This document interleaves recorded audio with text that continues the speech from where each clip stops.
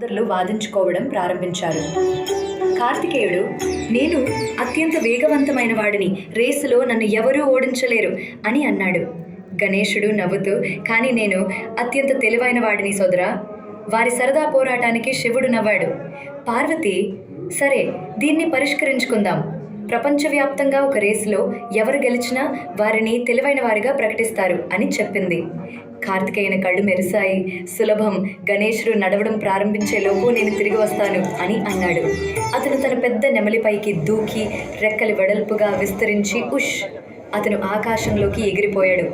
గణేశుడు తన చిన్న ఇలుక ముషిక వైపు చూశాడు. ముషేక, ఓ ప్రియమైన గణేశ, మనం మొత్తం ప్రపంచాన్ని ఎలా చుట్టి వస్తాం? గణేశుడు అతనిని మెల్లగా తట్టి నవ్వి, చింతించుకు ముషేక, ప్రపంచం ఎల్లప్పుడూ కనిపించేంత పెద్దది కాదు అని అన్నాడు.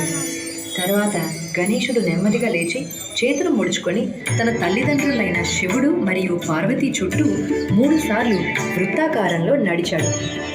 కార్తికేయుడు తిరిగి వచ్చినప్పుడు ఊపిరి పీల్చుకుంటూ గర్వంగా, తండ్రి, అమ్మ, నేను పర్వతాలు, నదులు మరియు మహాసముద్రాల మీదుగా ఎగిరిపోయాను.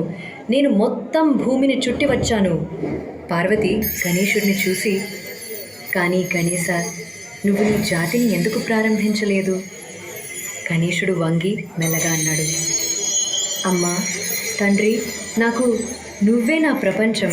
నా విశ్వం మొత్తం ఇక్కడే నీతోనే ఉన్నప్పుడు నేను వేరే చోటికి ఎందుకు ప్రయాణించాలి? శివుడు మరియు పార్వతి కళ్ళు ప్రేమతో నిండిపోయాయి. గణేశుడు గెలిచాడు. అతని జ్ఞానం వేగం కంటే గొప్పది అని శివుడు ప్రకటించాడు.